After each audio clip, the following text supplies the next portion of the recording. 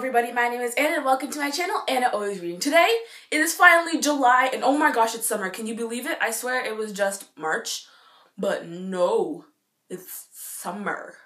And I'm super duper excited, and this is my first video on my channel ever in summer, so that is a time for celebration, which just means a dance. Do, do, do, do, do, do, do, do, do. Yeah, that was my dance. But it's now July, and I recently realized a lot of booktubers do this. They always film their wrap-ups on the last day of the month, which doesn't make sense to me because that's still within the time frame of the month for you to read. You have to read as much as you can, and I feel like you guys will understand that once you hear my story.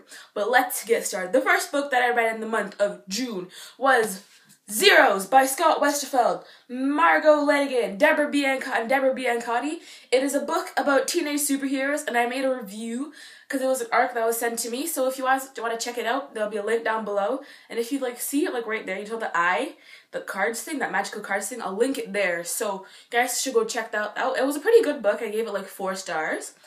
And then I didn't read for a while after that. I don't know. No, actually I did read a book because I bought this book, The Empire of Shadows by Miriam Foster, from the thrift store, and it was really cheap, and I didn't know what it was about, but it was really pretty, and it's also an arc, but the book's already come out, which is kind of weird, but I know you're not supposed to resell these, but it's really pretty, and I didn't know it was the second book in a series, so I downloaded the ebook of the first book, which is The City of $1,000.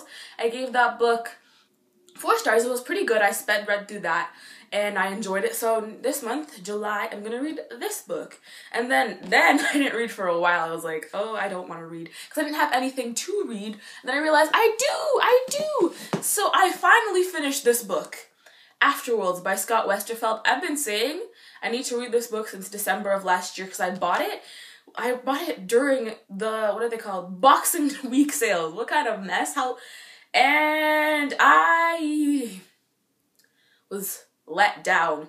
Look how pretty this book was. Because of the cover, I expected so much from this book, but I didn't receive it. I just didn't. I don't know what it was. It was a good book, but I don't know. It just wasn't what I expected, but it's really pretty. So you guys should just buy this book to have it on yourself. Look how beautiful this is. It's actually my aesthetic. I know this font. And then after, I won a bunch of books from Epic Reads, so I did my unboxing for that. You can also check that video. So I decided to read Simon versus the Homo Sapiens Agenda. This book was adorable. After reading fan art, I didn't think I would ever find something so cute, and I did. It's this book, and I just couldn't stop smiling while reading it. I was like, oh my goodness, it was so much better than fan art. I know, but it's so good. It's so good. You guys need to read it right now. It's for everyone reading it right now, but go read it. And then I finished, actually, 1,000 Pieces of You by Claudia Gray, which is a good book. I don't know how I feel about it because in separate parts of the book, it's really good. Some messages are really powerful, but I don't feel like she really tied it together properly, so I gave it 3.8 stars. And because I was feeling generous, I decided to round it up to 4 instead of 3. And I actually want to read the second book in this series, also because it has such a pretty cover, but the second book is coming out this year, November, so I have to wait, and I hate waiting. But it was pretty good. I read this on the second last day of June, but then I was like, I've only read 5 books this month. That's weak. I need to read 110 for my Goodreads TBR challenge thing. So I was like, okay, what's the smallest book you haven't read on your shelf? And that was My Heart and Other Black Holes by Jasmine Wanga. Everybody is talking about this book right now, and I finally realized why. It was really good. I didn't want to read it because it was about suicide partners and stuff, and I was like, I read 13 Reasons Why by Jay Asher when I was in grade 6, and I had such a book hangover, that really put me off books like this for the longest time, and I was just really worried. But this book feels like I was crying, and it was good, and you all need to read it. I read such good books this month, except Afterworlds, but this book was amazing. Go read it. Y'all should read it. Yeah. I gave it 5 stars. I haven't given a book 5 stars in a long time because I need to practice self-control because that's all I did when I was younger. Just 5 stars, 5 stars, 5.